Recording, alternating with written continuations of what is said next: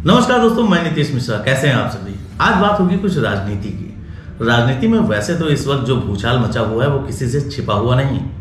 Bharatiya Janata party की बढ़िया pitch पर इतने दिनों से बैटिंग कर रहे तमाम राजनेता अब दूसरे ग्राउंड की तरफ भागने लगे हैं। दूसरा ग्राउंड यानी कि समाजवादी पार्टी। तमाम बड़े बड़े मंत्री, तमाम बड़े बड़े मौजूदा समय के विधायक जिन्होंने 4-4.5 साल मलाई काटी और अब उन्हें दलितों, वंचितों और पिछड़ों की याद आई है।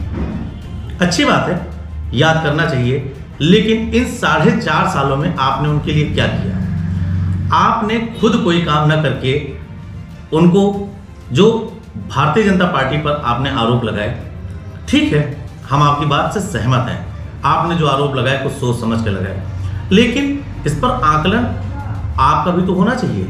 आपने आखिर इतने दिनों में आवाज क्यों नहीं उठाई? जो बात मुद्दे की थी, आप सीधे इस्तीफा दे सकते थे, आपने इस्तीफा दिया। आपके इस समय के जो इस्तीफे दिए गए इसकी कोई कदर नहीं है।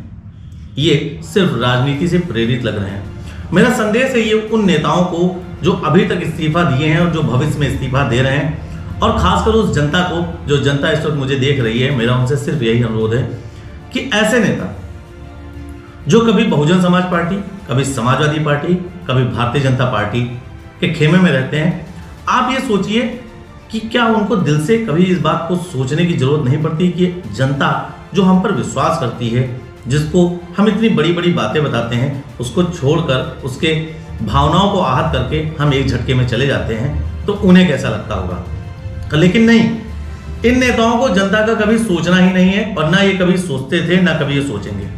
ये सिर्फ थाली के बैगन की संज्ञा वाला काम करते हैं। ये सिर्फ देखते हैं कि वर्तमान समय में सत्ता में कौन है, ताकत में कौन है, और किस प्रकार से ताकत में रहकर अपनी कमियों पर पर्दा डालने का काम कर सकते हैं। अब आप कहेंगे कैसी कमियां?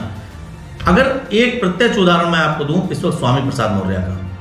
7 साल पहले स्वामी प्रसाद मौर्य के ऊपर कोई मामला दर्ज होता है, और उसके बाद कुछ समय पश्चात ही यूपी में विधानसभा चुनाव होते हैं और भारतीय जनता पार्टी में वो अपना कदम रखते हैं और उन्हें जीत मिल जाती है। और उसके बाद उन्हें भारतीय जनता पार्टी तमगे के रूप में मंत्री पद सुशोभित कर देती है, जिसके बाद इतने दिनों तक वो कार्यवाही दबी रहती है। ऐसा क्या होता है कि जैसे ही आचार संहिता लगती है, वो आचार संहिता लगने के तत्काल बाद ही उनके ऊपर गिरफ्तारी की तलवार लटक जाती है। ऐसा उन तमाम सभी नेताओं के साथ होता है जो दल बदलू प्रवृत्ति के होते हैं। जो इस वीडियो का सार है, जो इस वीडियो का मतलब है, वो सिर्फ मेरा कहने का ये है कि ऐसे लोगों पर कतई भरोसा ना करें जो समयवादी होते हैं, जो अवसरवादी होते हैं।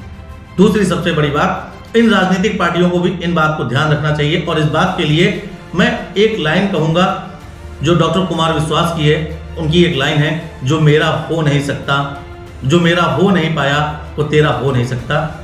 इस बात को सोचना चाहिए, और मैं उन तमाम विधायी शक्तियों से एक अनुरोध करना चाहता हूं कि ऐसा कोई दल बदलू कानून लाइए कि तमाम नेता जो अवसरवादी होते हैं और समय देख के सिर्फ और सिर्फ सीट बदलना चाहते हैं, पार्टियां बदलना चाहते हैं, ऐसे के प्रति एक कोई कानून लाया जाना चाहिए, जिस कारण से इस पर कोई ना कोई ऐसा विचार होना चाहिए कि कोई भी राजनेता अपने जीवन काल में 2 या 3 बार पार्टी बदल सकता है। इसके बाद यदि वो पार्टी बदलने की ख्वाहिश रखता है तो उसकी सदस्यता रद्द कर दी जाए, अथवा अगर वो पार्टी बदलता है तो उससे पहले उसकी संपत्ति की जांच की जाए। आप यकीन मानिए, एक बार अगर ऐसा हो जाएगा तो कोई राजनेता जल्दी पार्टी नहीं बदलेगा।